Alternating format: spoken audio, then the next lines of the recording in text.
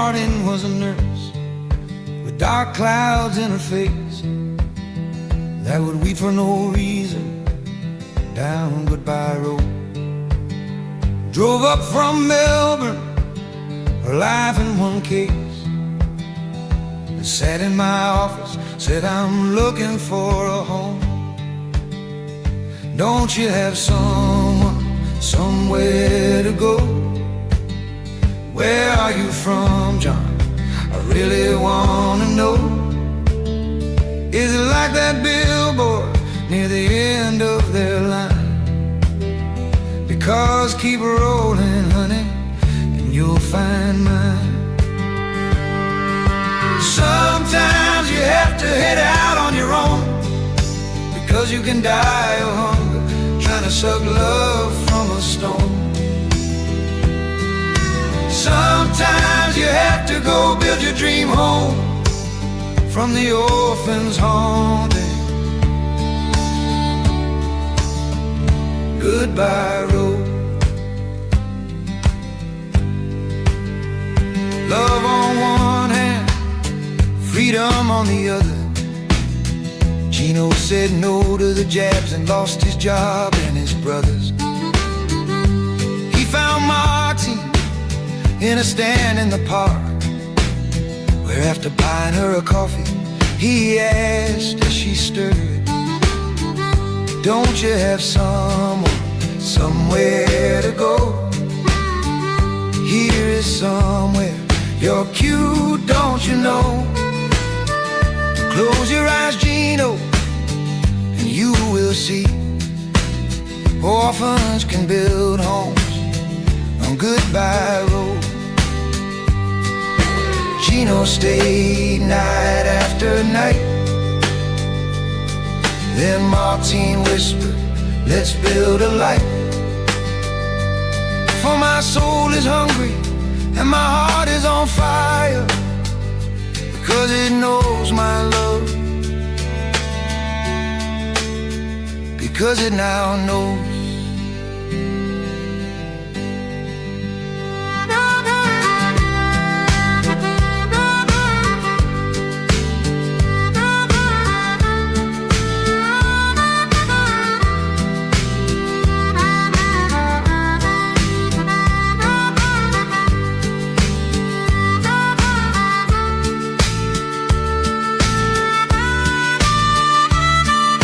Sometimes we have to head out on our own, because you can die of hunger trying to suck love from a stone. Sometimes we have to go build our dream homes with the orphans haunting Goodbye Road.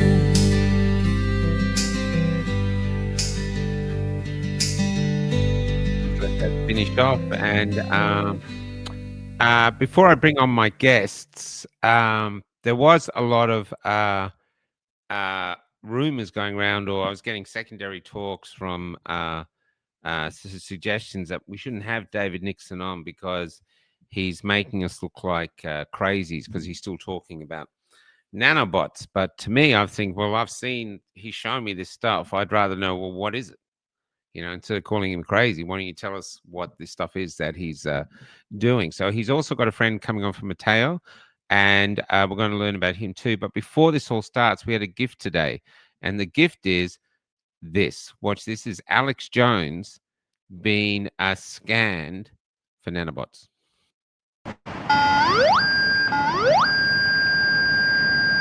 So if you put that camera in there, you see how it says probably silicone? That means it's an electronic component. And it's not unusual to find that in the posterior ear area. So wait, I got a higher reading than him? No, his was higher than yours. Okay, yeah, that's good. Yeah, but you did get a positive reading there. So you are getting at the base of the neck is what we typically see. Scapula area.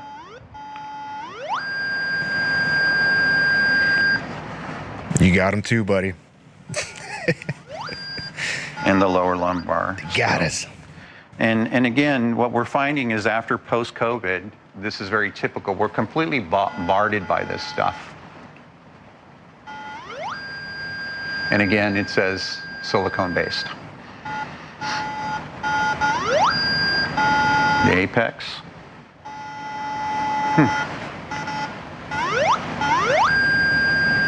And the abdomen. And again, silicone-based. So, what does that say? Comparable or less? well, you know what, if we were to do a thorough exam, which takes a little bit longer, we would want to do the RF scan with the JM20 Pro first. Then we would come back with the frequency reader to obtain the numerical frequencies that we're detecting. And that would complete the whole process. Do you have to take them out in order to get that numerical number? No. No? No, we can detect it remotely. And I noticed on you have the profile of different people. Did my profile pick up like a soldier's or somebody else's? Very typical of a civilian. Yeah. Yeah. Yeah. So it knows the difference. So let's go. Here's my great friend, David Nixon, Dr. David Nixon, has been through the wars. And now, why don't you introduce your friend? Right. Well, it gives me great pleasure to introduce Mateo Taylor from Ecuador. And Mateo and I go back about 3 years. And I first saw Mateo on the Stu Peters show, where he was showing his experiments with the Pfizer vaccine. So I'll let him explain what he was doing at that time. Excuse me. And I blame Mateo for getting me involved in all of this. So people think so it's his fault. Okay, I'm crazy, we're gonna and it's all Mateo's fault. You hear that, Mateo? It's all your fault. Lovely to meet you, brother. You as well. Hello, everyone, and hello, David and Michael. This is our first meeting. It's as we say down here, mucho gusto. It's oh, beautiful. Thank you. Yeah. No, it's I'm really glad to have the both of you on, and it's amazing we live in a world where we can actually do this. We're in 3 different places and we can come together. This is a good side of technology. But why don't we start with you before we get into the updates of what you guys have been finding? Just tell us an update for those who haven't heard about your work. How did you get into it, Mateo, and where did you start? What brought you to this nanobot discovery? I've lost track of time, so I'm not sure about the time scale. David is very I'm good. the same, brother. Yeah, it's just like a blur. It feels like 2019 right now. This is going to sound like I made it up, but I am literally somebody who ran away from the grown-up world, and I live on an off-grid, small, tiny organic farm in the middle of nowhere in Ecuador. And I had been that way for about 1.5 years, just building this place and just having a blast. And then curiosity got the best of me, and I started looking at masks. And then I said, wow, these test things are kind of suspect. So I started looking at those. And then I'm I guess, sneaky enough to have gotten a vaccine very, very early on in the Ecuador vaccination onslaught. And I looked at that, and every single time, immediately, I found something that was not very toward. Wow. Every single time. And so I just went through a very, very short period of disbelief in each of those areas and cried out after deciding that this is actually something. And then the universe just took me from there. But yeah, I'm off grid. I barely had my solar panels up. My windows were still missing from my home. My bed was in a shipping container, and I was running an internet line over to my closest neighbor, about 65 meters, just trying to get internet. So that's, and then all this started to happen. And I think I did one of my Stu Peters shows. All of my clothes were still drying outside, so I was basically half nude. Yeah, it was nip and tuck there at the beginning, and then David came along, and it was almost like a relay race where I was just exhausted and passed the baton, and he went. Yeah, I probably owe him a whole bunch of money because of what he spent after being intrigued by what I did. Yeah. What is it like, though, to be looking at something that you can see shouldn't be there, and yet around you, the world It's like you're Jack Nicholson in the Cuckoo's Nest. Around you, the world is just lining up, going in, doing their thing, and you're like going, "Whoa, what is it? How?" I mean, there must be a loneliness factor. But how does that feel? You're like the person that could see the ice, before the iceberg on the Titanic, where everyone's playing bingo. They don't want to. They don't want to hear. Oh, those analogies, I'm still kind of stuck on those. Those are almost perfect analogies. I think alone is not lonely, so that's always good. Yeah. And if you've seen it multiple times, if one sees something multiple times, the convincing is there. But then, as people don't see what you see, I'm talking kind of in a mix of second and third person. I apologize for that, but to be believed is not as important as for people to be engaged enough as to explain. I don't. I sort of eschew belief in general, and so just convincing it became my issue. Yeah. And to be able to speak clearly and to show evidence. But David and I think among our pseudo colleagues are unique in that we don't make very many assertions. We just cry out for people to corroborate and to help explain. So basically, we, instead of saying we have the answers and I, me, we tended just to say, help. We don't know what the hell we're looking at. So You have the questions, basically, which is what. And let's be honest, none of us have the answers. We don't have access to the real data. We don't know where this is coming from on any subject. We're just questioners. We don't know how well it's hidden. We don't know whose toes we're stepping on, and but fascinating stuff. And finding just a few little glimpses of people with interest was enough to keep it going. I don't marvel if the world hates me. I've been a nerd my whole life, so there's nothing on me. Yeah, I'm the same, brother. David, what was it like reaching out to him? And so did you reach out to, you're muted, David. Did you reach out to Matteo before you had your own microscope? Was that? No, it was afterwards, but it was very shortly afterwards. So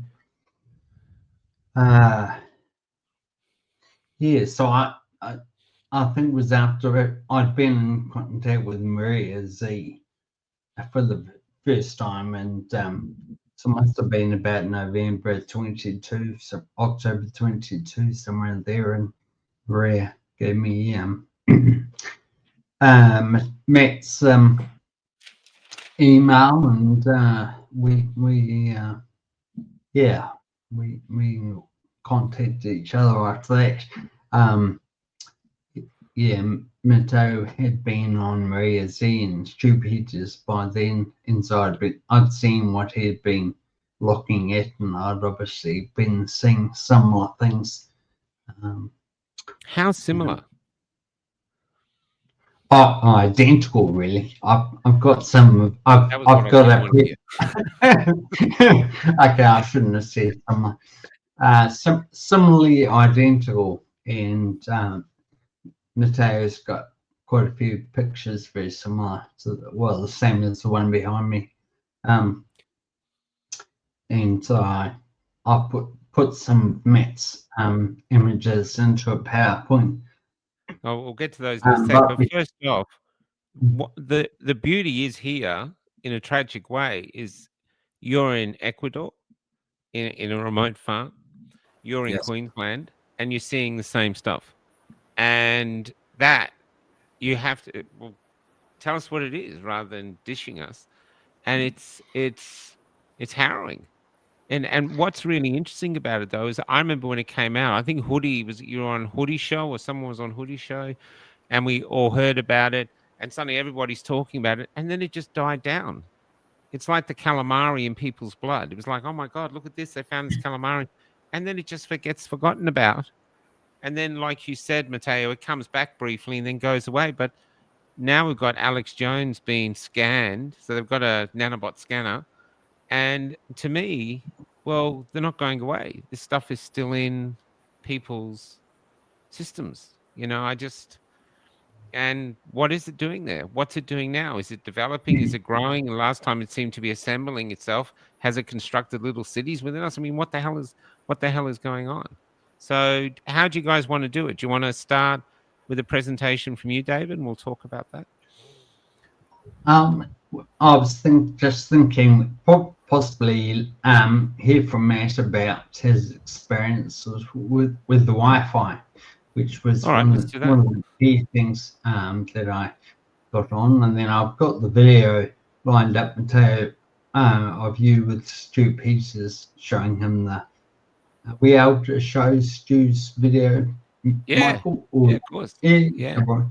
So, Matteo, do you want to talk about, the time you spent figuring out these crystals were responsive to Wi-Fi? I mean, that was a really big find That's huge. because nobody had done that up until that point. Yeah, sure. Is that okay if I just kind of riff on that? Is that what you'd like? Yeah, you go, man. Yeah. I think I long before I started even looking at masks and swabs, I'm not a huge fan of radio frequencies in general. Yep. I'm an electrical engineer, and I was in that field for quite a while, but mine wasn't antenna design. It was chasing noise around different things, trying to get rid of it. So straight signals, that was kind of my specialty. But I have an eye disease that I was just convinced was from using a cell phone all the time. I was a engineering project guy, and I just had a telephone on my ear all the time, and I wouldn't get scanned for any of that stuff. But as soon as I got away from the RF, my eye disease really slowed down. So I just put all these little mini pieces together. Yep. And I'm a Luddite who's using the internet, so I understand the inherent contradiction. I know that RF is dangerous. I know that microwave range of frequencies is very, very dangerous. And so I just went on my suspicion. And it's nice to be technically accurate, or at least show a technical inquiry path that's valid in something this important. But I learned very, very early on that mixing a microscope and a vaccine and RF was going to be met with a little bit of resistance. But as soon as I started, I tried to validate it like 4 and 5 times because I really need to be shown something, and it just kept doing it. It just kept doing it, and I tried all kinds of different things trying to prove myself wrong, and that's actually initially why I reached out, is because I thought I didn't think I was going mad, but I thought maybe there's something about my condition of having absolutely no RF whatsoever, and introducing it at a high rate was doing something weird that nobody else could repeat or nobody had the chance to do. So all these different engineering troubleshooting paths went through my head, and then as soon as it started being corroborated by David, then that gave me a lot of confidence to at least start looking a little bit closer. But I thought I was down one of the rabbit holes of that burrow, or that warren, I guess they call rabbit holes in multiples. Until David came along, I really thought that I was seeing something that nobody had. And we thought it was going to catch on like fire, and people were going to have routers and cell phones and shots and microscopes and all this kind of stuff. It never really realized. So, that little person on my shoulder saying, you could be full of crap. It's still there. It's still there. And I think we're all questioning that, which makes me think that we're not, because I think if you're crazy, you don't know you're crazy. I had a psychologist on the other night. I have mine every 2 weeks, and that's what he said. He said crazy people never question themselves because they have no idea that they're crazy. So the fact that you're questioning it is a clue that maybe you're not. You know what I mean? And and the fact that you got David over there too, so I'm actually, even though you're trying to put on a give the show a lightness, it's actually horrific. It's actually you literally not sure you do want to go there, because it's like, what are these things? Why have they done this to us? And these are daunting for people. most people are still wanting to question the mask, let alone that if they got so many nanobots in their blood, if they fart, they can change channel on the TV. I mean, it's just, it's just that nutty. But David, let's start with you. Do you want to bring up the Stu Peters thing? Yeah. Oh, I'll Okay. have to do it from this end. I'm gonna look younger. I'm not sure which episode he's pulling We're up. all going to look younger. We're on Goodbye Road. I can't see it. Yeah. It's always quite fun looking at this stuff at the same time as being on the show, because you can look in both places at the same time. Yeah. So let's actually can't do that. While he's doing for that, Matteo, how's it affected your life doing this? Have you lost friends and family? People sort of wanting to stay away from you, or have they actually embraced it and thanked you for what you found? No, outside of my family, I would say I've received pretty good thanks and some pretty good, very interesting conversations with some people that in no other life would I have ever spoken to. I was hanging out with doctors and PhD scientists, and here I am, just this engineer, sort of spitting tobacco. I'm truly a redneck. I just don't talk like that. But what was neat is that the engineering discipline that I come from really, really helped, I think, the doctors and the researchers refine what they were looking at, or at least, well, this is kind of a crass way to look at it, but basically, if this idiot can find it, then I can do it, and I hope that maybe gave some motivation. But I'm pretty bright, but I've always been the kid who didn't live up to his potential. Yeah. Just because I'm very much an idealist, and if I didn't like something, I just either told them about it or stopped. Like a bad job, I would either try to fix it or I'd quit. So it kind of finally to be right and finally to have good method. And I've been good at troubleshooting for my entire life, and I've never really had to convince anybody because my stuff was always right. It's pretty easy to be an engineer and be right, but to be an engineer in a biological field, saying some pretty nutty stuff, that was very, very new. Yeah, absolutely. Absolutely. But nobody was really applauding. Nobody was saying, wow, what groundbreaking research. They were just saying, this guy's a crappy microscope and no background. What the hell's he talking about? Well, look, to tell you the truth, this is, I've always loved science. And you watch, say, you switch up and then there's something on, say, the internet news. Oh, they found a new frog in the Amazon, a new species. And you read about it, and the species looks exactly like another species, except, it has one spot different or something, or it's the one strand of DNA is different, and it makes worldwide news. And I was thinking, how can that make worldwide news? And this calamari in the blood, which scientists have said we've never seen before, doesn't get any exposure, anything. And then the nanobots, nothing.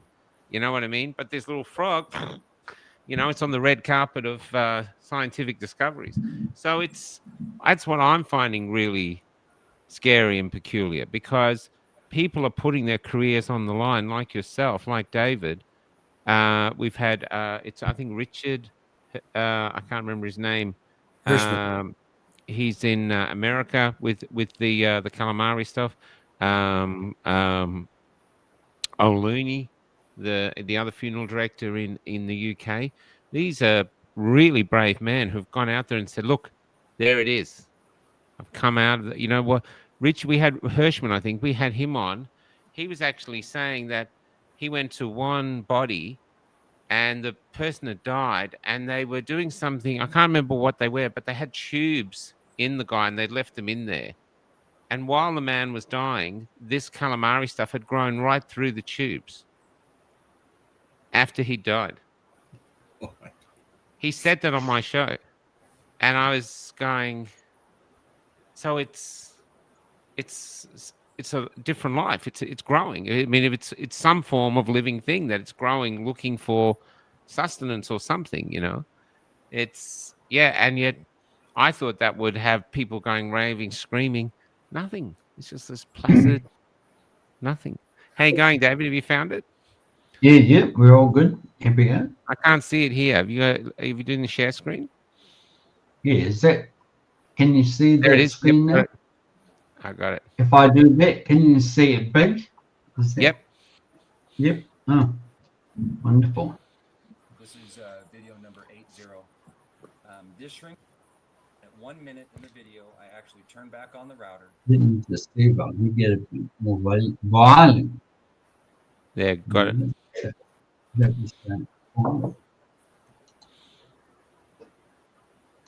And so this is actually a video that you can play slow-mo if you want to. But this is one that completely reassembles. Just salt crystals, Matt. That's all. That's what we're looking at here. Just salt That's all. crystals, right?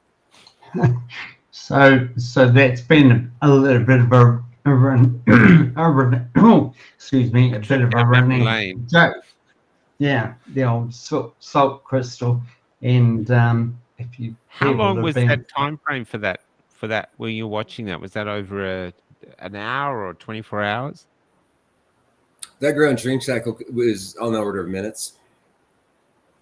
So when you're watching that, I mean, you're really watching something hardly anyone's seen. What does that feel like? You're going, it's just because people have said to me, "Oh, it's just crystals," or it's. We used to see this before, but I'm thinking, well, it doesn't look normal. It looks wrong. I'm not a scientist, but what are your thoughts as you're looking at it for the first time? Can you remember? Oh yeah, don't move the microscope. Make sure you check the videos running about 18 times, and just pure adrenaline tension. It's a exhilarating feeling.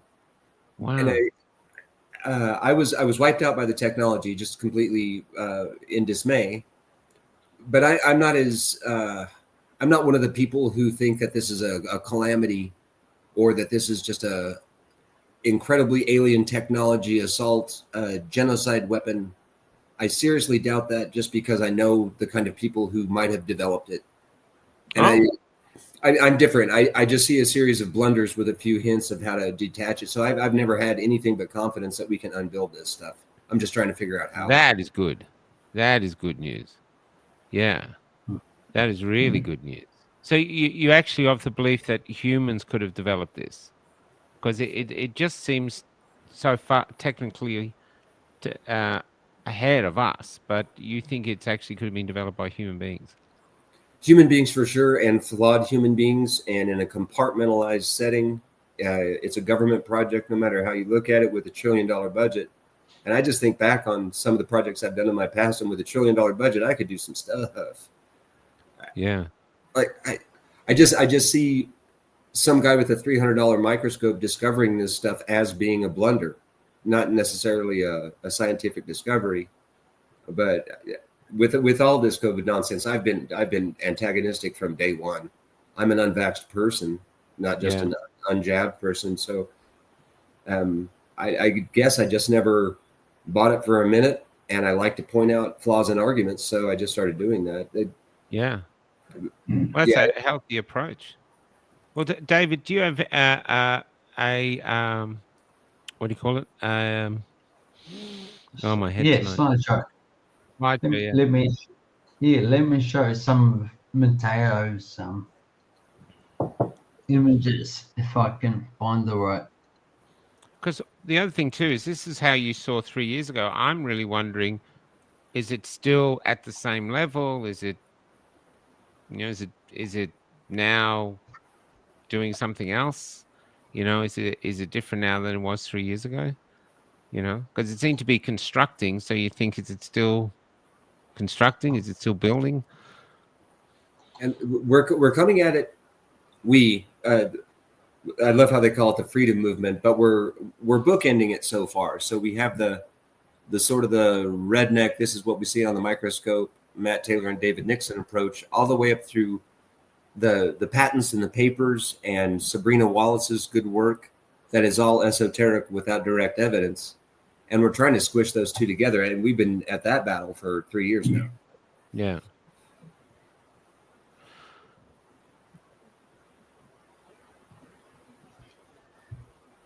So it might be useful, Matt, to have a discussion about your setup with the Wi-Fi antenna under the stage and how you actually went about that. I have a router and a setup. So I just, on the stage of my microscope, I just put the router right underneath it and I oriented. I have two antennas on that, and I put one vertical and one horizontal and just held my breath. And that was about it. But it was right next to the slide. So to me, that would open it up to the fundamental frequency, which is 2.4 to 2.5 gigahertz in there.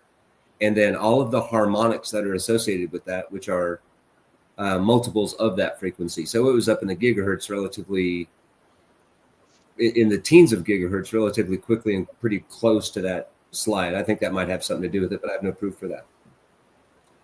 But it was doused in RF energy from all sides and very close. And what was the reactions when you were hitting it with Wi-Fi? What was it actually doing? It was changing. It went from a stagnant space up into a very active space. So we focus on the crystals, but as David and I look back at our previous work and just kind of giggle at ourselves, you can see a whole lot going on in the background that we missed the first time around. Oh, okay. And then it seems to energize also the assembly of multiple things that tend to come together. So if there's a ribbon forming and we'll call it a chip or a crystal forming, we could very quickly and easily see the corresponding shapes and forms coming together to form something else. So that we started to think in the idea of this works on many, many levels. And people say that this is nanotechnology. We're showing it. We are not. We're showing microtechnology that we suspect is being built from nanomaterials. Okay, microtechnology. When you say it's forming, after all these years now, has it actually formed something complete that you can identify and understand what it is? Like, because I know the theories are that it's some way to control us, to follow us, monitor us, or something like this. I don't know. Do you have any idea what it actually is constructing? If anything, it looks like a sort of a rollout of a flawed product. I think software engineering, what they tend to do is to put out a hello world program, which just means, is my compiler working? Can I put out a simple sentence necessarily? I think that's what we're seeing now. And it's interesting. I think that's where they're heading. But as they push all this money and all this research out into the test subjects of many, many billions, I think they're finding technical difficulties that are really going to make this difficult. So the monkey wrencher in me, I want to look to where to throw the wrench. Yeah. And anything built by man can be unbuilt, and I'm excited to get there's hope there. If it's built by man, then I totally agree. But if it's and the other thing too was about the boosters. Do you think the boosters the next booster, does it deliver materials that the first jab didn't have? Does it have more action and building happening as more boosters are added? You're going to hear I don't know quite a bit from me. That's cool. Hey man, I don't think given a big budget and a whole bunch of microscopes and a whole bunch of different shots, we could probably determine that. But it's indicative of it not working right the first time, or they underestimated the total quantity of things that were going to take hold in the body, or they were missing some ingredient, or they had to. My hope is that when we started to find this stuff, that they had to go back and redo their recipe, and it cost them billions and billions of dollars. That's my hope, is to maybe help bankrupt them. Yeah. But we're not seeing a whole lot of technology that can't be unseen. So they did a big move with this one, and if it's tissue engineering and it's resident within the human body, that means that we can go find it. We just have to have the gumption to go find it. Yeah. Well, that's really hopeful. David, what about yourself? What are your thoughts? Well, I was quite keen to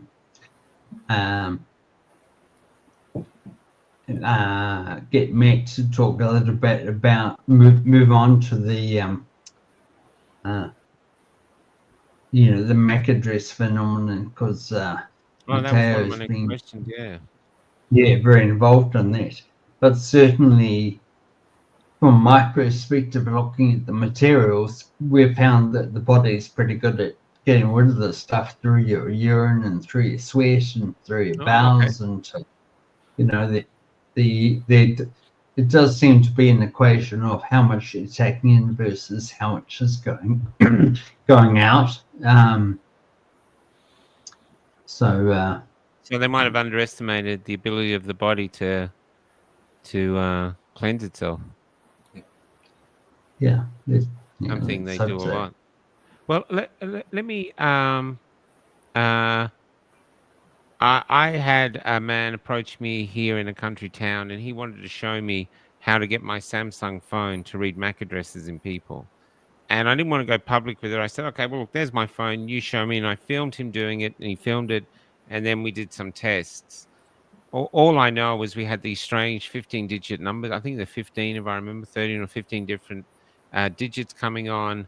And he was claiming he'd be on a bushwalk, and some people would pass him, and he'd have 4 numbers if they passed. And that went uber viral around Australia with people testing it out. So, but that too has sort of faded away. Like, oh yeah, isn't that interesting? That was yesterday's news, but saying, well, can they still read us? So what is the updates on the MAC addresses and stuff? Are you okay with preliminary and basically anecdotal results? Yeah, sure. The signals seem to be coming out of people, but they need to be interpreted by something as an intermediary before they're put on this whole idea of a mesh network. I think the you're going to hear, I think, a lot too. The mesh network seems to be in place, and it seems to be resident within a whole lot of technology that's already distributed, meaning routers and cell phones and smart devices and things like that. And they can already intercommunicate with Bluetooth. So that's already set up in order for one device to talk to another. Yeah. In order to pull off a scheme where a normal person couldn't see information, the secret information, this evil layer of information going back and forth, you'd have to hide that pretty darn well.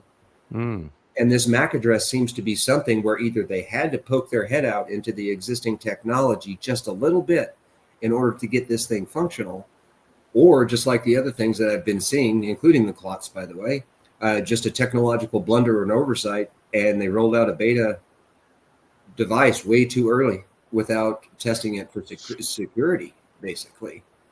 Wonder why they would go early if there was so much investment in this. Do you wonder why the pressure was to go early? Why they just didn't wait until it was perfected? Any large multidisciplinary project, there's always someone who knows the least that has the most power that pushes it.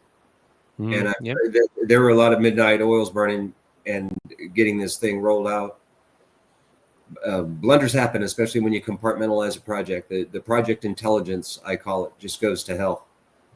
So that's what I look for, is blunders and big things that says this is what we didn't quite do right, and then you just stick your screwdriver in that hole,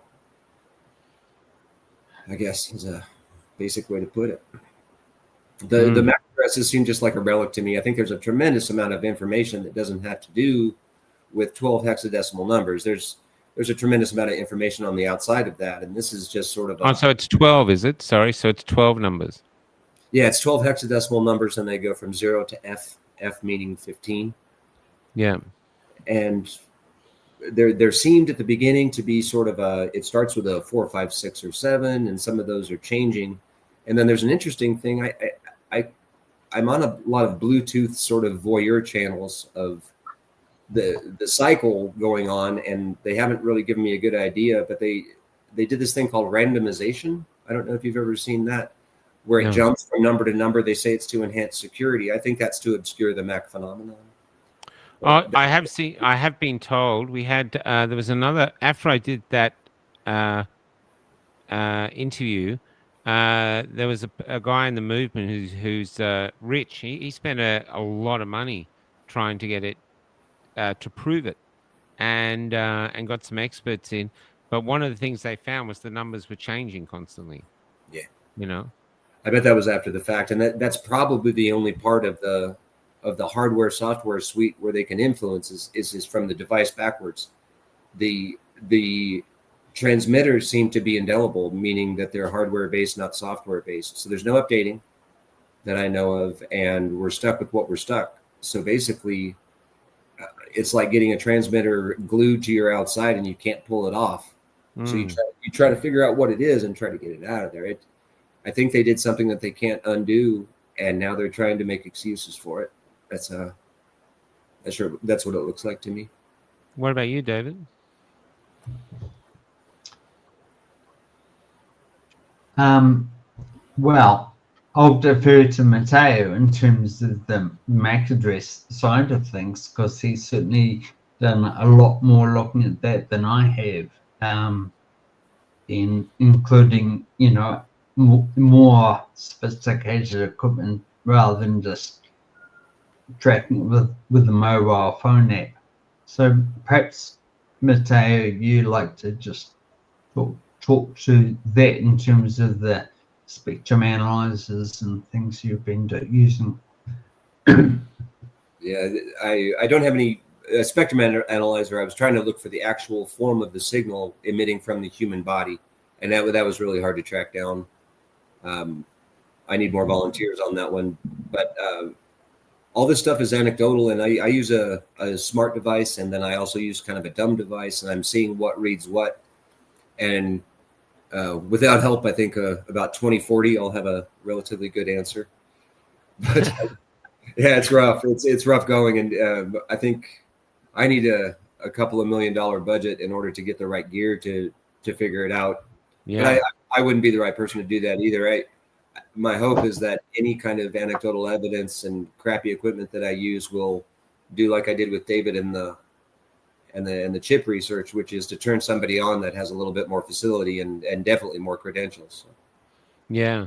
It's Can I just ask though, what do you think? Even if it's been a failed experiment, what do you think they were trying to do? Because is it just monitoring? Is it monitoring our health? Is it? I mean, any idea what the actual purpose was in the first place? What the goal of what they were trying to do or achieve?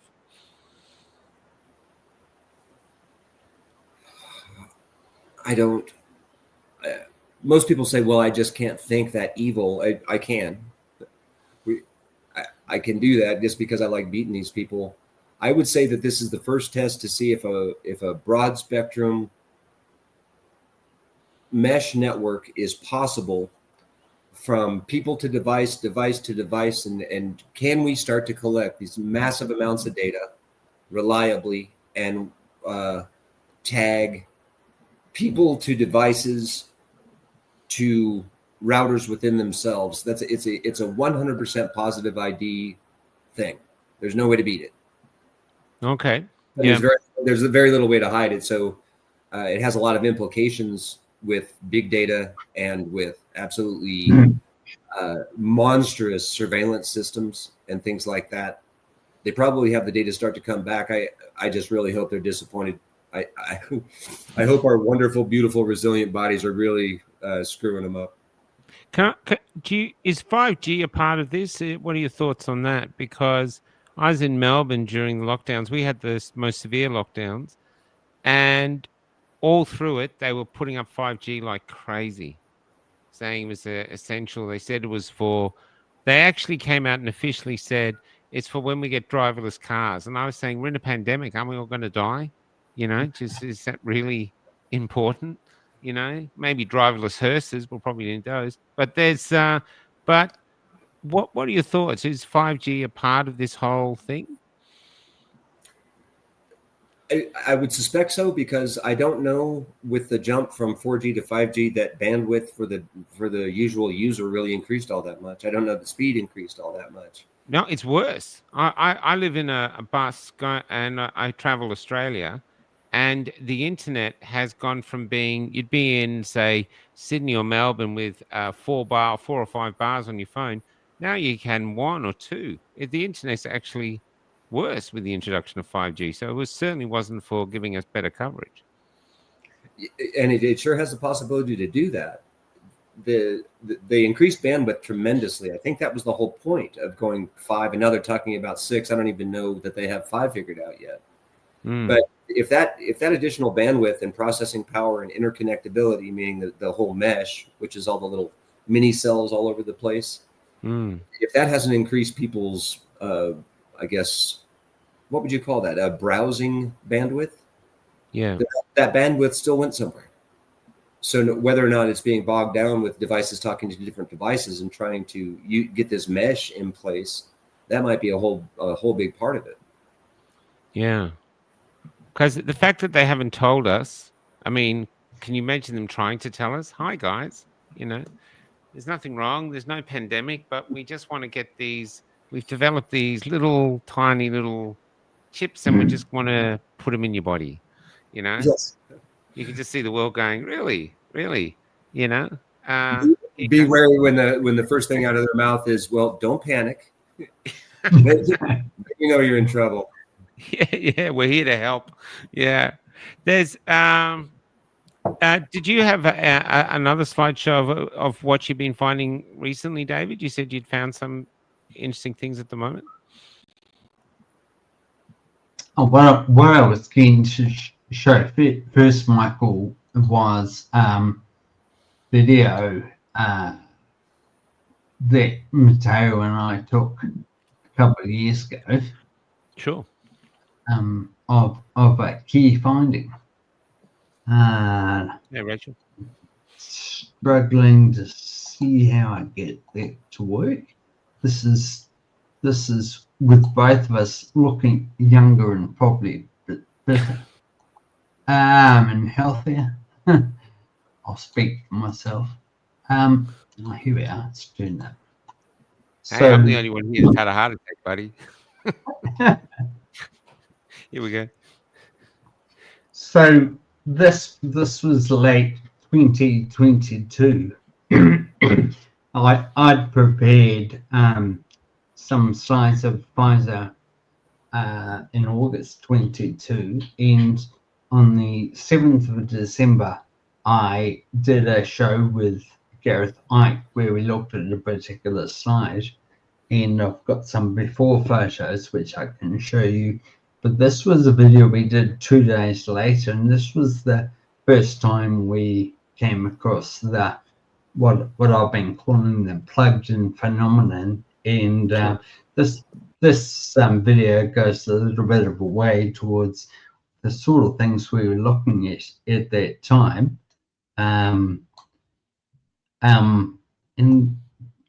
But before I go on to the big stuff, I'll just play some of this. The centre there, 14 times magnification, is pretty typical of the sort of structures we see. I'll just increase that to 100 times magnification. I'll just put that in the centre there. I'll just that. But yeah, this was typical of the sort of crystals that we were seeing in Pfizer 3 years ago. Both Matt and myself, we were seeing crystals with these squares in the corners, multiple different layers, and often this morphology with the rectangle with a dark circle in it in bright just field. To clarify, straight lines and squares are very rare in nature, aren't they? They do appear in crystals, but they do. You don't. Yeah, they can do. Particularly sugar crystals and salt crystals, but they don't have the internal complexity that these ones do. So this is a sample of Pfizer that at this stage is 4 months old, and it's still doing things. I might just turn the volume down. So this is a 2-hour video where we actually spent the time looking at the various structures on the side. This is that same structure at 200 times magnification, and you can see I'm just cycling through the different layers. There's at least 3 layers involved here. Wow. I mean, and that's not what you see in any sort of non-technological crystal. Yes. What's it constructed of? Do you know?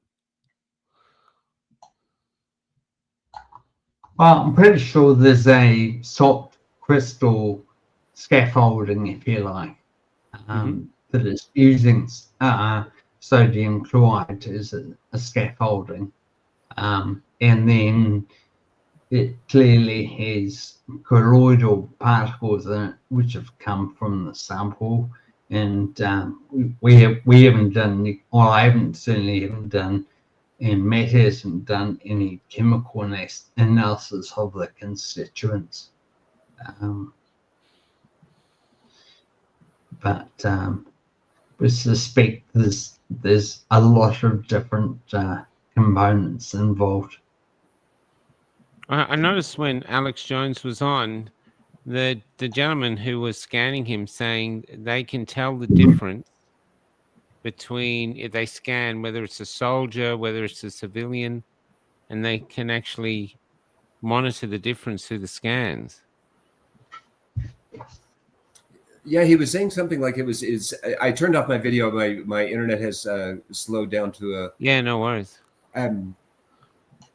He was saying that it's silicon based, and I don't know if he's getting that based on the way the frequency looks when it's coming off the body. I don't know, but I don't know that he can do any kind of spectral analysis of components as he's just waving that wand around. So my guess is what he's interpreting that as being as a silicon based signal coming out. Yeah.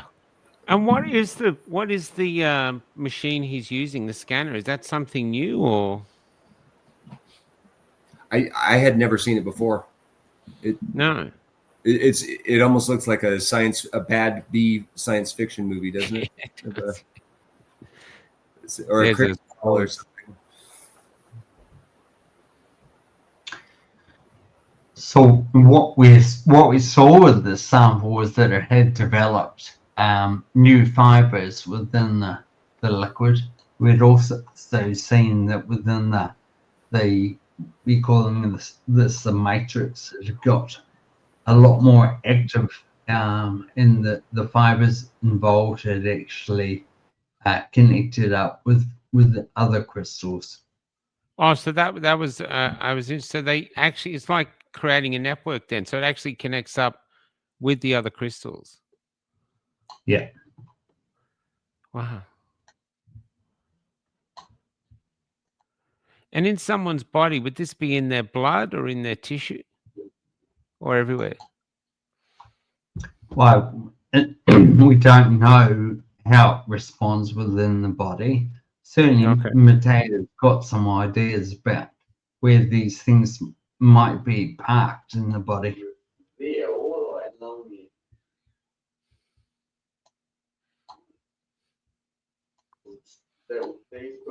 Yeah, the donuts have either the donut.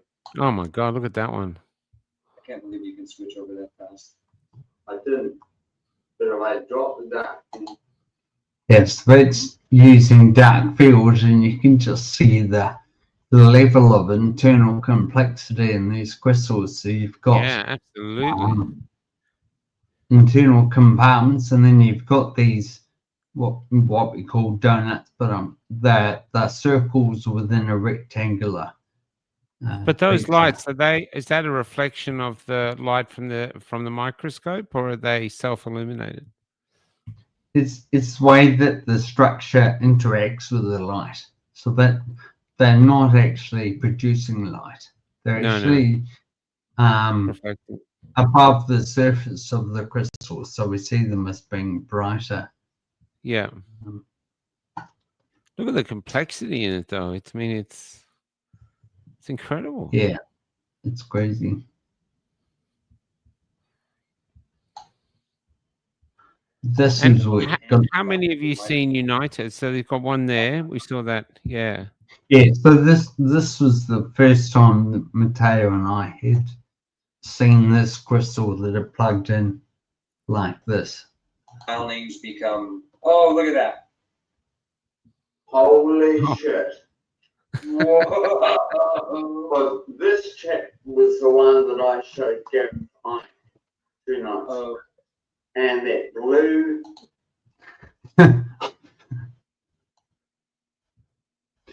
My voice has always been bad, but I'm not sure that it's gotten any better. Relax. Yeah, everything has been overshadowed by that blue cord. I mean, look at it. So that's the first time you'd seen it. First time maybe anybody outside of who developed it had seen it. Anyway, you showed us this last week. So that was the crystal before, and that was how it looked 2 days before, and then we were down with this. So we obviously spent quite a long time looking over it at different focal lengths. But it's undeniably technological and not an artifact. But with the cord, do you think the cord is for power or for communicating?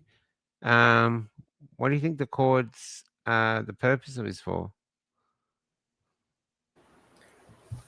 One of our other colleagues, Shimon Yanowitz, is just convinced us pretty well that looks like a data cable. Yeah, that kind of makes sense. And if they're using like photo optics, different frequencies, you need something like that. It seems far-fetched. It could be an antenna. It could be a lot of different things. It could also be another mistake. But when we first found that, we had seen those ribbons coincident with chips quite a bit. But it was only at this point where we thought that it actually had moved and attached. And so the part of that David just skipped over was us saying, wait a second, was that there yesterday? Back, David? Where was it? And has it really leapt onto the top of this chip? And so, yeah, it was quite a moment. It was the biggest aha moment of my entire life. David, can you go back and share that moment? Sure. Well, David went into full panic mode. He just went back and said, wait a second, yesterday it was this, and where did it attach, and what did it look like? We had no idea at what we were looking. Extraordinary. My favorite thing with all of this, and when I had the most adrenaline and anxiety, was when they were growing and shrinking. But that's when you're the most panicked about your microscope technique. All your file names become, oh, look at that. Holy shit. Well, this chip was the one that I showed Gary on 2 nights. Oh. And that blue ribbon, or blue piece of cotton or whatever it was not touching that chip. No kidding. I've got that on UK video. So this chip here, 2 days ago, looked like. I would say very connected at this time. So 2 days ago, it looked like that. Can you see that? Yes. So I prepared to go from this shot to the live version and then move around. But as you can see from that last shot, that wasn't touching. And it's changed the whole morphology of the inside. There's almost no doubt getting away from at least that's going under it or over it. But that sure looks like it's connected, David. But you've got donuts here and here, which we still see.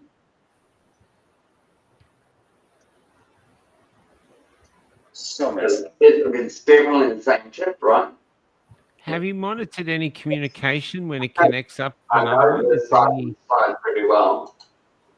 That's crazy, man. It's another nutty thing.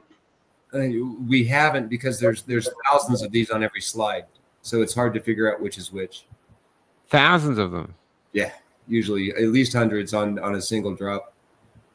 God. And that's logical, I think, because if you program matter to kind of assemble, you don't know which ones are going to make, which ones aren't, so you just brute force. In engineering, we say, why use one nail when 100 will do 100 times better? Yeah. God damn.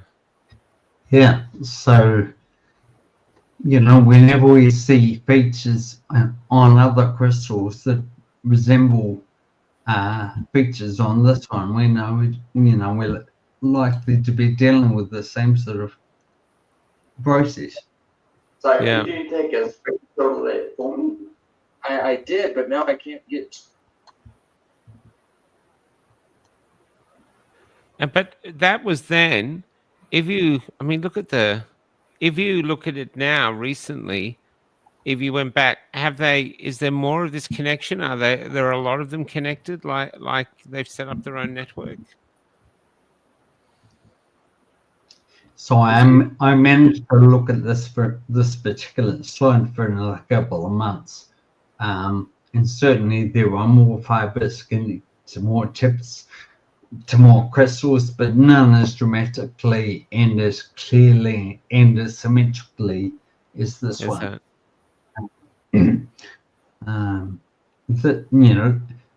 that We've seen something similar in a dental crystal.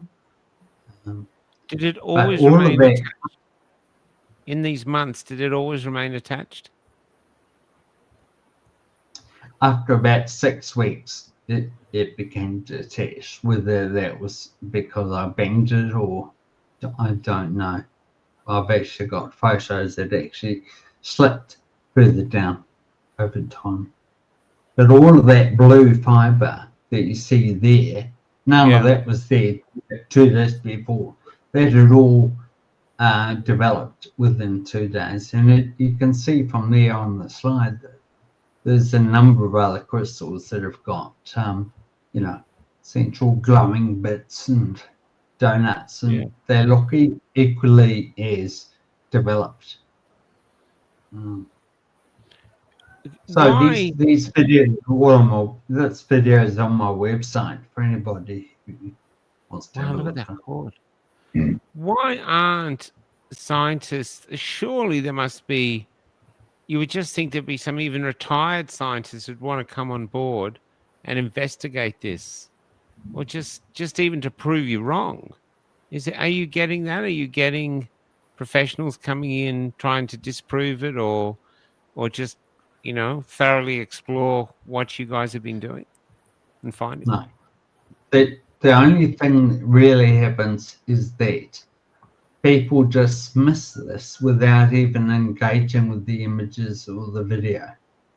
Yeah, that's right. That's what I'm They finding. have a confirmation bias that it can't exist, and they'll just dismiss it out of hand, but not actually engage with the photos. Yeah, it's in this whole crazy scheme. It's one of the only things I think that people are dismissing without having done any work. Yeah, and that's the heartbreaking part. Is we put thousands of hours in this, and David has put far much more work into this. But all we get is ridicule, and ridicule is just dismissing without evidence, which is ascientific. Yeah, that's truly offensive, because if we're trying to keep to a process that is open. And it has no choice but to be an extremely modest thing, because we don't know what we're looking at. Yeah, exactly. But we haven't really pulled out of the woodwork anyone with any expertise in this stuff, nor have we really excised any kind of whistle. How many people like you do you know? Is you have a group of like 6 or a dozen? I mean, around the world. You've mentioned 1 or 2 other people. How many are working on this still, or have been working on it? David, what would you say? One handful? Yeah, a handful. Yeah. Yeah, 5 or Wow. 6. It's not. Yeah, it's not many. So this is like as underground as you can get, and people just don't want to see. But it's there in front of us. That's what I don't understand. I'm not going to guess what it is, but it's there in front of us. And I think if this was natural, surely we would have seen this before. You know, it's all sort of come up now. I mean, look at those cables. And we were very naive in thinking that this was going to turn on the medical and technical fields. It absolutely did not. So I honestly don't know what's so unpalatable about finding this stuff. I don't know if people are scared or what. I don't know what fear will get anybody. No. Or I don't know about David and I have discussed about our personal safety, and that doesn't seem to be in trouble. So maybe we are on the wrong path if we're not getting a whole bunch of crap, or other people are talking about death threats and things like that. That we've never been touched by that. Well, maybe they just see it that people will just dismiss it, like you said. So it's no danger, But I mean, this is nerd bait. I mean, anybody with a microscope and just a little bit of prowess could find these same things. We're just sort of in bewilderment why they haven't. Yeah. And the people who have dismissed it, if they want evidence, all they have to do is repeat our work, which is basically putting a very small drop of a vaccine on a slide and sitting there and watching it. That's all you got to do. And we have yet to see that. Yeah, there was another O'Shane, I think. It was an Irish guy. We did a show with him, remember, David? But I think he's gone back to Ireland now. He was actually terrified. He was actually expecting to be he was really scared, but he did bring up some extraordinary things, but I don't think he worked with anyone else. But he was a nice guy, but it was really affecting him. He calls me now and again, but I haven't heard from him for a while. Yeah. But like I was saying, David, this is from 2 years ago. Are you still seeing the same 3 years ago? Are you still seeing the same stuff, or is it? Yeah, I've been looking. Spent a lot more time looking at dental anesthetics in the last 2 years, and I've seen some very similar stuff in dental anesthetics. Seen the same sort of fiber connecting to crystals, not in the same technical way as this one. In an influenza shot, actually, that's made by CSL in Melbourne. Produced some pretty spectacular crystals. Are the Pfizer shots harder to get hold of now? People aren't taking them. Are they throwing them out? Or are they still out there to get hold of? Well, I'm not in a position to get them because I'm not able to work at the moment. So yeah, that's right. So they're restricted for me. That's for sure. Yeah. Look at the infrastructure there with the little lights and little. It really looks like the end of a cable, doesn't it? Out of its sheath. And David has enhanced some of these stills.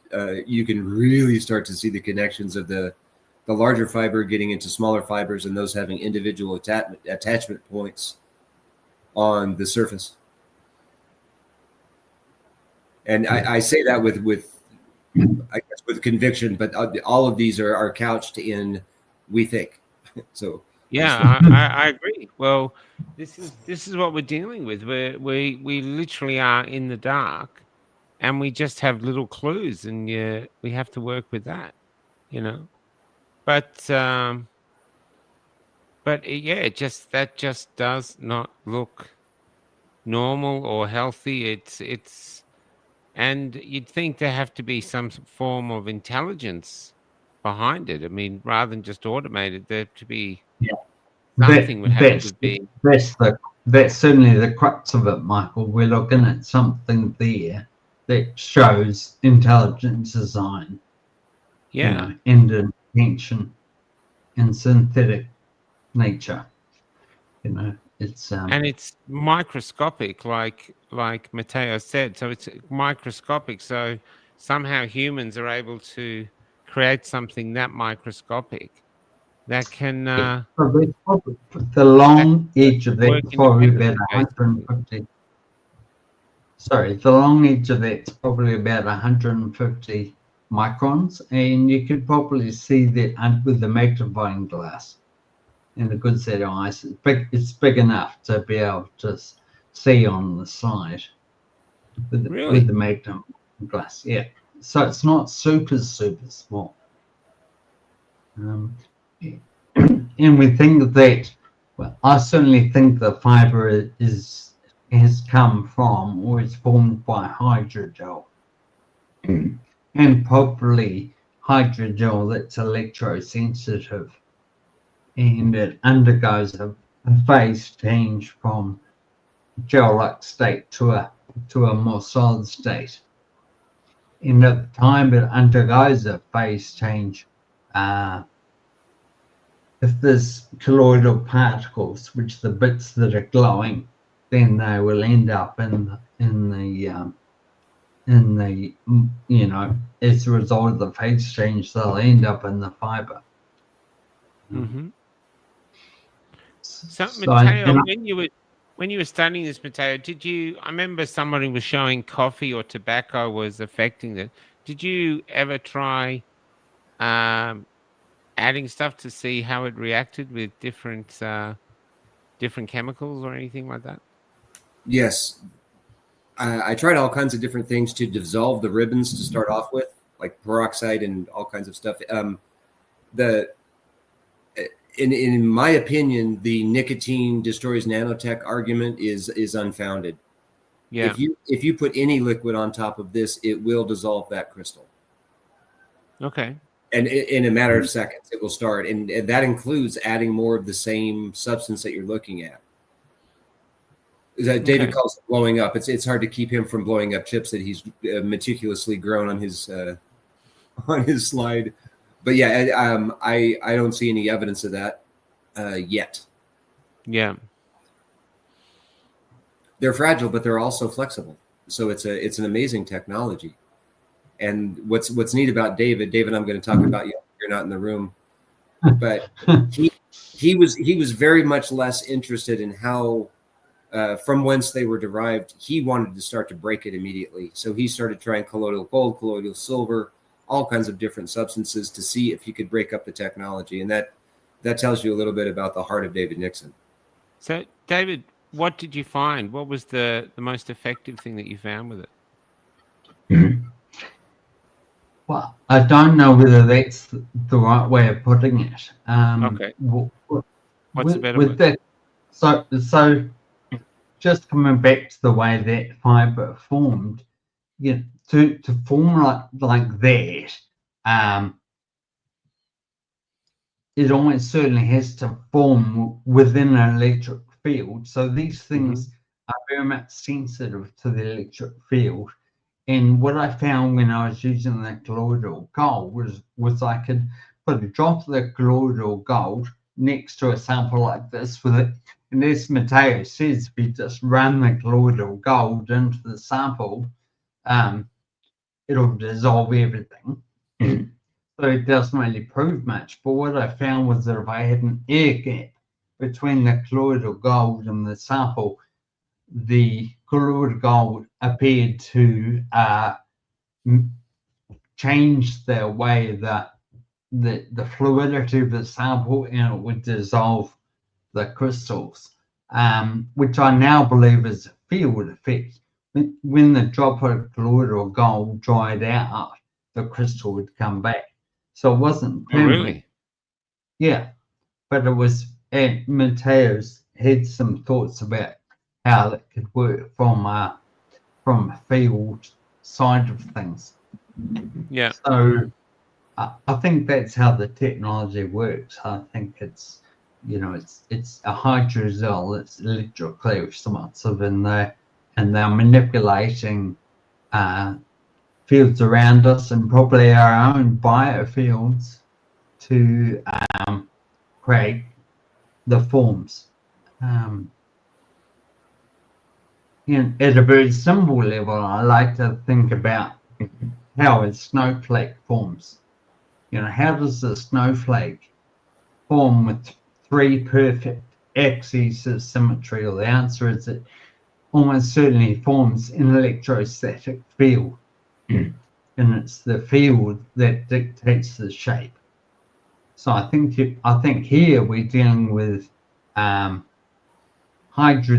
which are carrying the capacity to make things, particles which have the capacity to carry information, and the hydrogel is responsive to the electrical field. That's how I think this is working.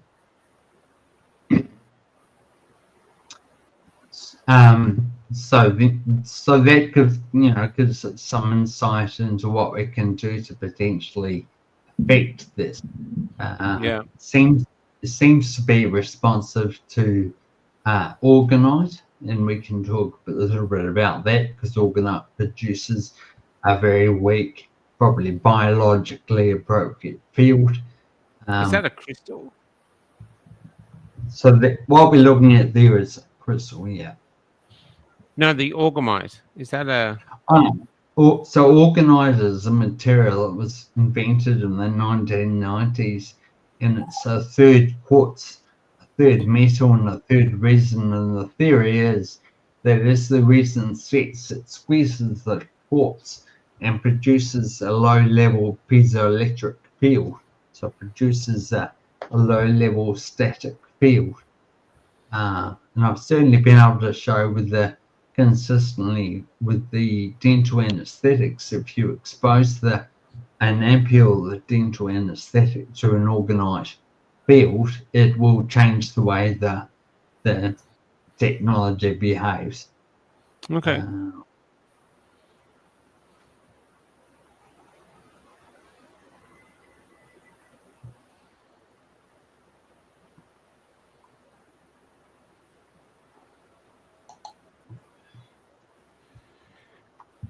So, out of all your teams around the world, this small group that you're working with, has there been any other discoveries in the last year or so that, you know, they're not making the news, or things that have really floored you? Or is this sort of where we're at now with this? Well, the 2 other things that I like to talk about are the sodium citrate that was shown to be effective by Carl Coronis, and Carl's been on the show with us. And he discovered that the sodium citrate appeared to slow the technology down, and we subsequently learned that the sodium citrate can disassemble the sodium alginate hydrogels, and maybe some of the other hydrogels as well. And then we have a friend in Sydney who's shown the fact that the hydrogel in the blood appears to reduce in the presence of activated charcoal. So activated charcoal seems to be useful, sodium citrate seems to be useful, and certainly avoiding electromagnetic radiation and going and living in Ecuador seems to be a good strategy as well. Not for everybody knows that, you know. Well, I remember Matteo saying early on that he looked at the blood of a vaccinated person, and it was a lot better than an unvaccinated person in a heavy EMF environment. You know, a vaccinated person who was in a low EMF environment appeared to be better. I think since then it's been a lot more difficult to work out vaccination and unvaccinated status. Well, that's what you told me. You said you can't tell the difference anymore. We haven't been able to tell the difference for a long time. I think the difference that we do see is people that have been exposed to a lot of electromagnetic radiation seem to have more problems with their blood. I know, Matteo, because I live in a bus. I'm just staying in someone now, so I live in. I see, I got a picture of it. So I live in this thing, and Oh, that's and beautiful. yeah, you want to see? Yeah. So it's I love it here. It says free speech defense. I heard someone recently go, only a Nazi would have free speech defense on their bus. So Wow. yeah, I know. But what I know is when I'm out in the country and if I'm away from things, you can just feel the difference. And I don't know if that's just the country's always been like that, but you can just feel. And I'm not sure even what nerve endings I can feel the difference in. You know what I mean? Like we're in the city now.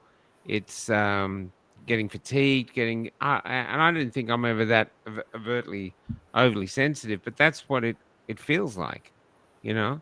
And I just love actually being we're just about to drive across to Perth probably next week. And there's the Nullarbor is there's nothing out there, no cameras, nothing. And I'm just looking forward to it. Just you can sense it when you're out there, you know. Although of course we've got a Starlink, so we'll bring it with us. But yeah. So Let me guess. You probably had a low grade headache that you didn't really notice until you got out there, and then suddenly you start to feel a little bit better in the upper part of your neck and maybe at the lower part of your yeah, skull. That headache yeah. starts to go, and then there's Sometimes I used to have this thing where it almost felt like if I moved my head, suddenly my neck would actually break off. It actually felt like it was just solidifying, like it was on a blade of glass or something. It's really bizarre, you know. yeah, range of motion, and then I don't know what you call that, but when you turn your head suddenly and then it feels like it just all goes numb. Yeah. It's a mild version of that. The range of motion and waking up. I know a lot of people who sleep with their cell phone by their head. They wake up with unbelievable neck aches, and they need to sort of rock things back and forth to even get their head to move. Yeah, it's interesting, isn't it? Because literally everybody now has a mobile phone. Before this interview, I just interviewed a young mother, and she won't have phones near her child or anything. It was really beautiful to hear that young people are really onto it. But but like with this work that we do here, whatever it is we're doing, just trying to raise awareness or just groping through the dark, trying to find some light. Unfortunately, one of our tools is the internet and phones and stuff like this. So we're sort of bound to it. You know what I mean? Unless you just want to become a hermit. But yeah. So basically, after 3 years, you have some sort of theories of what it could be. And I love yours, Matteo, because they're positive. If it's man-made, then we can unmake it. But we're actually really no closer. All we know is this stuff is there, and the world doesn't want to see it, but it's there. Yeah, that's a very, very, very good way to put it. The battle right now is to get people off of the idea that Wi-Fi and internet are synonymous. I think the technology has been pushed that way, where you can order a laptop now and you have to special order an actual jack to put the internet in. Now it's all Wi-Fi, and I think that's deliberate. It's not more convenient, not really. No. It's not faster. That's for sure. That's for absolute sure. But when that technology forked, there's a little bit more than convenience or connectivity or something else. There's not a technical reason to do that. Yeah. But what I notice is that people who don't freak out, live a relatively healthy lifestyle and try to put as much food in their body that has a likelihood of not being contaminated, that's almost the whole battle. And when that phenomenon of going from the city environment or the EMF dense environment, that doesn't seem to be convincing enough for people to wake up to the poison that is being emitted from all these different devices. So they go back to the city and forget that they ever got better when they came here. But I interview people. I have tons of notes. I interviewed the city people who come down here along my river, which is just beautiful. And they think that all these health effects are just because they're getting in the fresh air. But I think what's happening is a whole bunch of really low-grade maladies are being relieved a little bit all at once. And they just say, I feel better. So I push them and I say, what feels better? Yeah. And they all say that thing about the neck and how they just feel. Latin people are very good at listening to their bodies. They're very, very good at it. So I really press them. But the people from the city, they're less articulate about it, but they definitely feel better. And so I've been asking them to journal about it. And as they return to the city, which of these maladies actually comes back and what do you start feeling first? And that's a little bit better. But everybody who comes here out of VMF and along the river and grounding and all those things you've heard of, they just simply feel better. Wouldn't it be extraordinary? We got to a point where we have to decide, well, you can have all this technology and all this Wi-Fi and stuff, but it's going to come across, but the cost is going to be your health. Yeah. That's your choice. Yes. You know? Yeah. Because I was on the way here from Melbourne. I come up, I don't know if you know it, David, the Monaro Highway comes up below Canberra. And it's always empty. Cowra's on that thing, Bombala. But it's school holidays, no one takes it. It's always empty. It goes up into the mountains. And I was there one night and there was no moon. And you walked out of the bus and you felt like you were walking into nothingness, into just, I couldn't see my hand like here. It was just, there was no moon. It was just black. It's actually quite profoundly beautiful. It's yeah, and you sort of reluctant to say, "Oh, I've got to go back to Sydney. I've got to get into this." But part of you is going, "Can't we just like stay here for like a couple of days because it's just so nice?" The only thing I've got to do is like every hour a truck passes and stuff like that. David, do you have anything else for us before we wrap up tonight with this? I've got a few more of Mateo's slides, so let's have a look at some of that.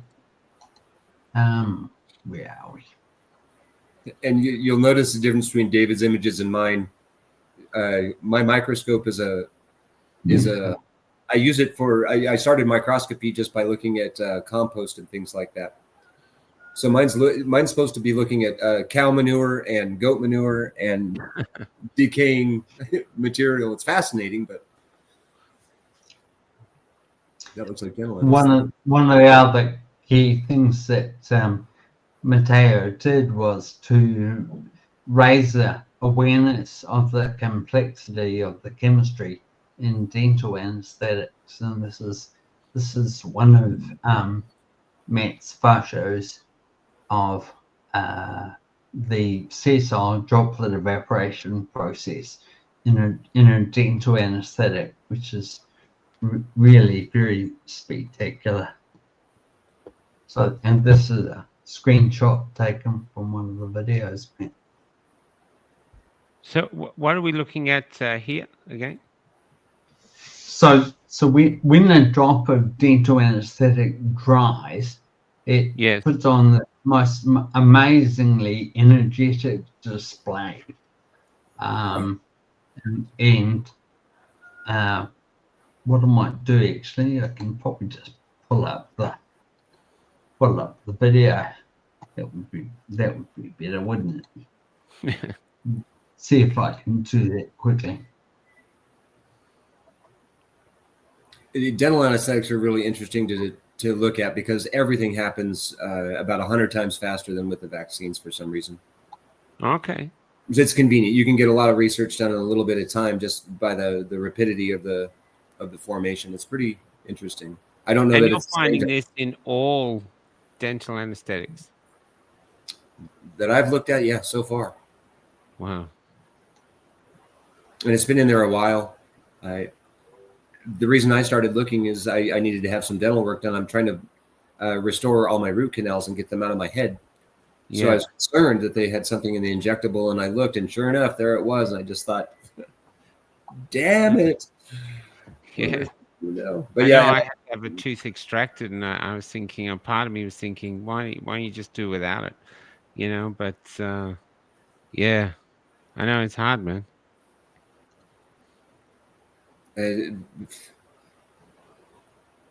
Yeah.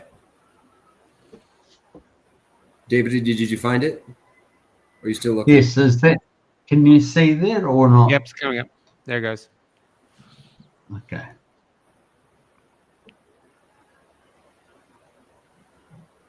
Yeah, that's a good active one.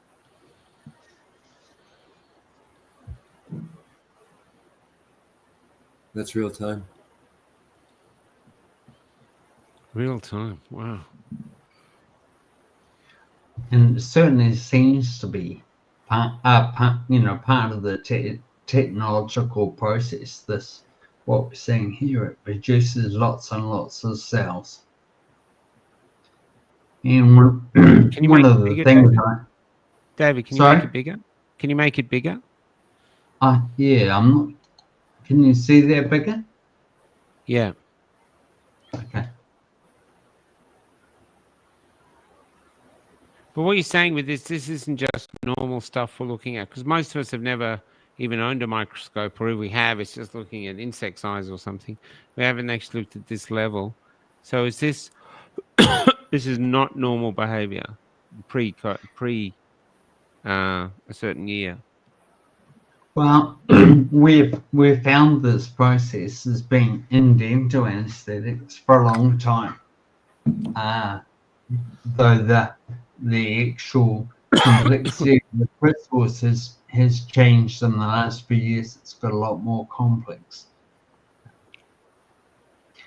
But like Quinta Columna raised a flag in 22 that found crystals and fibers in dental anesthetics, and I correct me if I'm wrong, Matt, but I think that was one of the reasons you had a look at it, or at least you'd have a squiz. Yeah. But they hadn't commented on the complexity of the chemistry that you see when it dries. Because it shouldn't be complex. There's nothing in it that would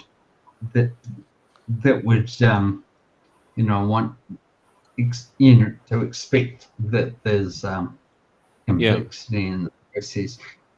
And not only that, it makes these complex crystals, and there are features in these crystals that we're seeing in the Pfizer crystals, similar morphology, if you like. And what's interesting is that if you actually screen the dental anesthetic from ambient electromagnetic radiation, it doesn't actually do this either. So this process is actually dependent on EMF.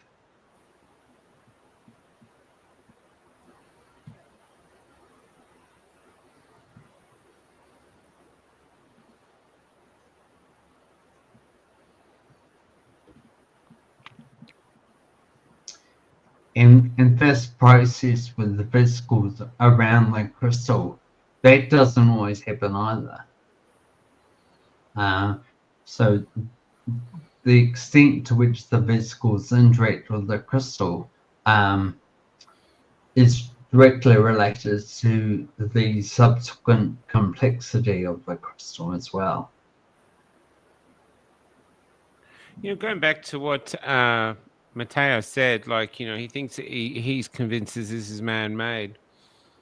This is if it actually is man-made, if it actually is something that has been put into us, this is like the greatest crime ever in humanity. How dare you do this to us? What we how it literally is.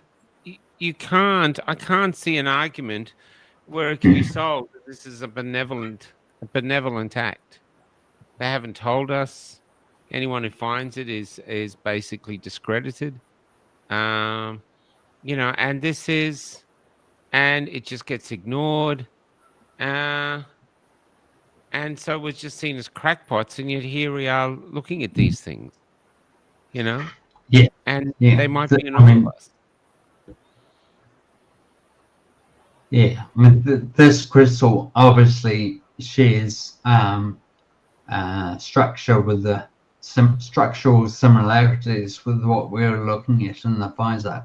You know, Yeah. we've got one of the donuts here, and we've got the square in the corner. And that type of internal complexity is not a natural phenomenon. It just isn't.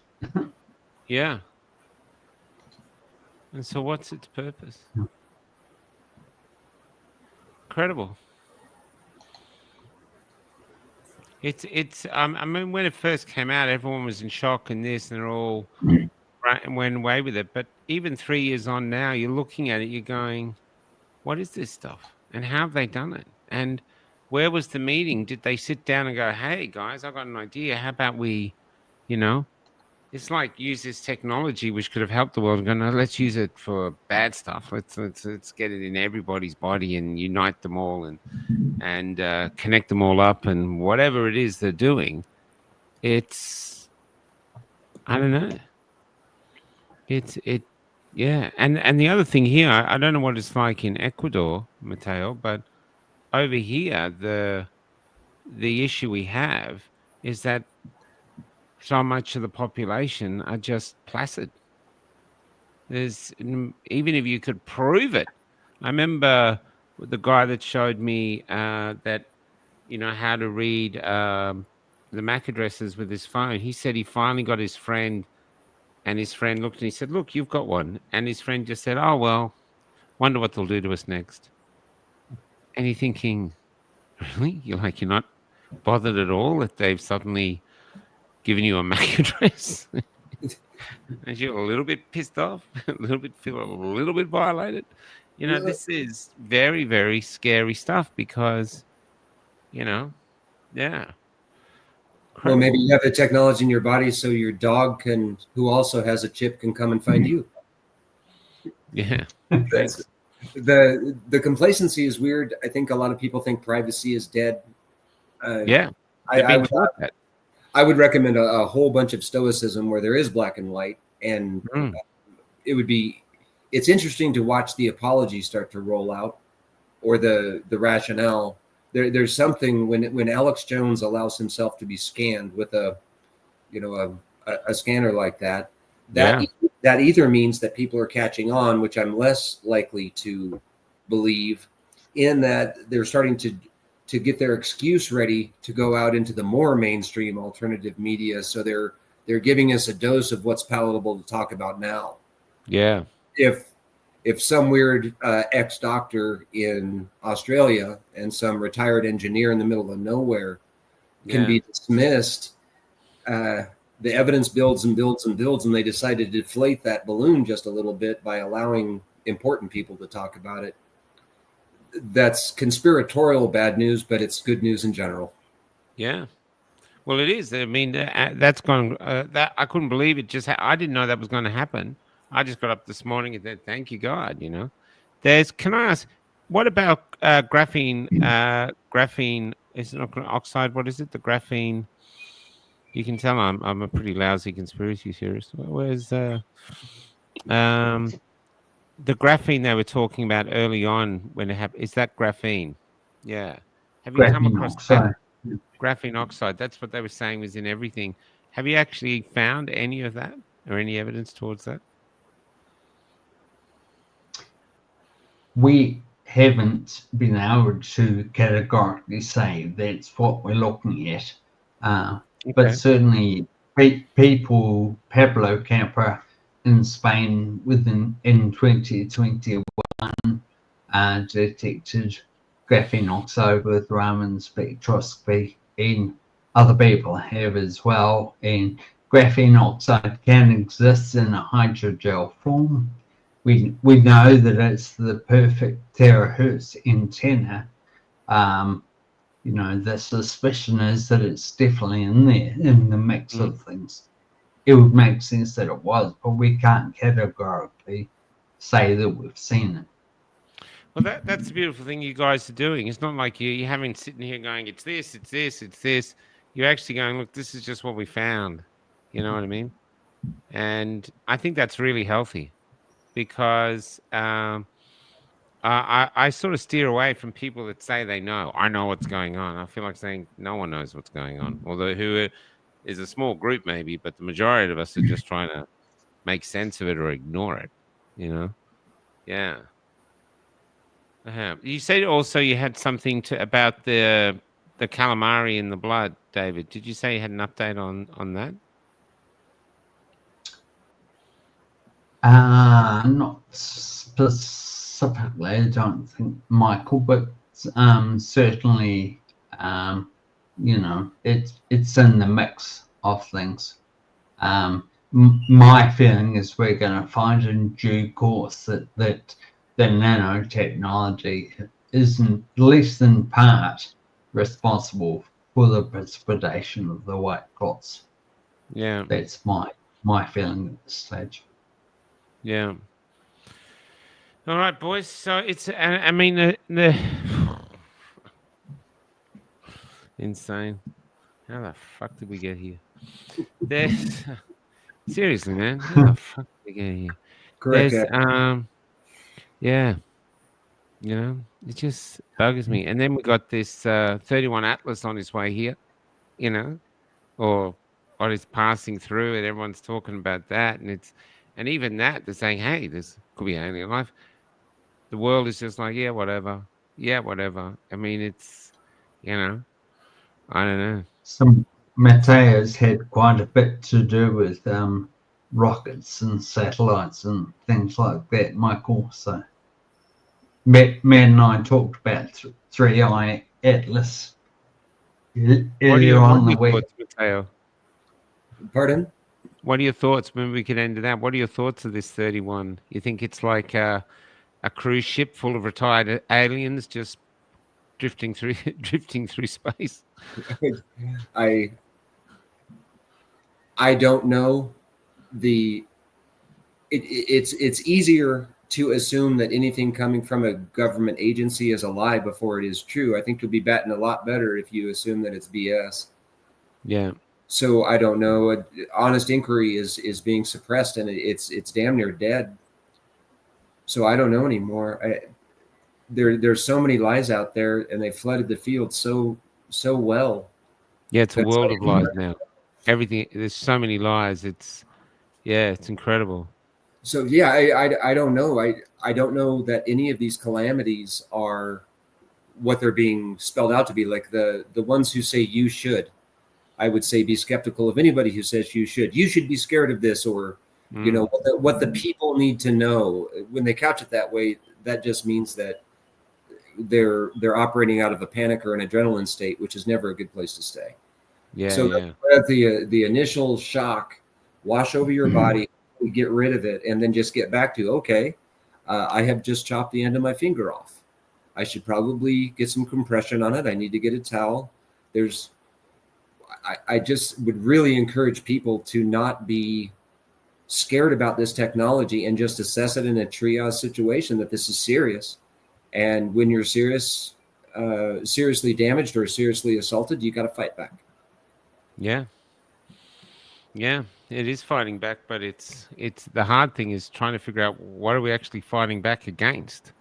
You know, It was easier in Australia when we had a Dan Andrews, because there's the enemy, Trudeau, there's the enemy, Biden, Horseface in New Zealand. What was the name? Jacinta. You know, that was, we had, but now all those, they got rid of them. They all suddenly, I'm never going to leave office. The next morning, okay, I'm quitting today. And so now it's vague. It's like you just got a sense that, like, by osmosis, this jail cell, this electronic jail cell, is being built around you. You know, Australia is just so full of cameras everywhere you look. There's cameras everywhere, and it's changing our behavior, as it's like the teachers watching us. We're sneaking around them. You know what I mean? So the surveillance in Australia is enormous. Yeah, not that it's stopping crime. That, you know, you still get killed, but your family gets a nice video of it. You know what I mean? Yeah. Hey. Wow. All right, boys. I'm going to thanks for it's really lovely to meet you, Matteo. Really You as nice, man. It's I really respect what you're doing. It's understand. We have a saying over here, which is really interesting. That we go, do you feel you're on the right path? And go, yeah, I'm definitely on the right path. And where you going? Going, I don't know. And it's and I think that goes the same. I know it's the same for David, the same for both of you. Yeah. Look, thanks for coming on. I'm going to shut it down now because AI will not make nice little shorts for me if I keep it under 2 hours, and we'll go from there. But stay in touch. Stay in touch through David. If you guys make any more discoveries or anything like that, let's get back together and just talk it out. And without the sensationalism, let's just try to talk it out and figure out what is it we're looking at. You know. Thanks for the opportunity, and thank you very much. Oh, no problem. Anytime passed with David, who has become one of my tightest friends, I will. Oh, he's great. I will be there. Yeah. Yeah, he's great. Yeah. I got to get stoned. This is too much. Yeah. And thanks for getting up so early, because you're in Ecuador. It's like 5 o'clock in the morning there, man, or 6 o'clock. Oh, yeah. I normally get up in a half hour anyway. We're good. Yeah. No, thanks. David, thanks, brother. Thank And let's you. see what Michael. happens from here. Yeah, I'm going out with a song called $100, so we'll go with that, and we'll be back. And we're back tomorrow with Glenn Pearson, is it? Glenn Pearson tomorrow to talk about the freedom movement and where we're going, and hopefully we can come up with something positive. Okay, take care. See you guys. Bye now.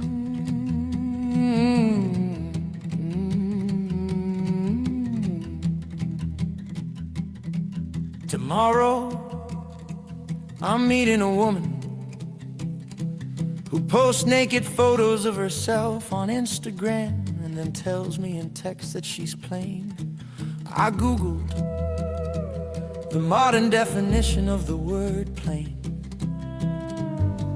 but all I found was my face. And somewhere below, the bats are flying overhead like some sort of prehistoric hunger. Which is this night, which is just another night where this lonely person gets onto my tram. I call it a person because I can't tell if it's a woman or a man. And she looks like she's been living in her clothes for a week. They are too big for him and they are dirty, and her hair is a nest blown free from a naked tree in a storm which overlooked me. And with a Slurpee in her hand, she sits in my tram.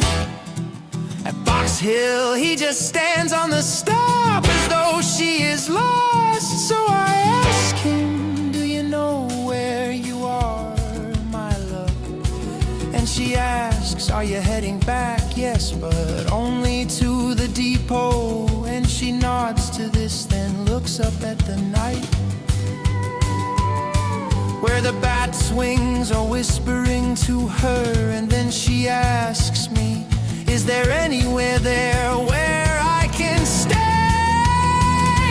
No, but I can drop you off at Macca's. You could stay there for the night. I don't think that they would mind. And so together we're now heading back to Q, but I just don't know what to do.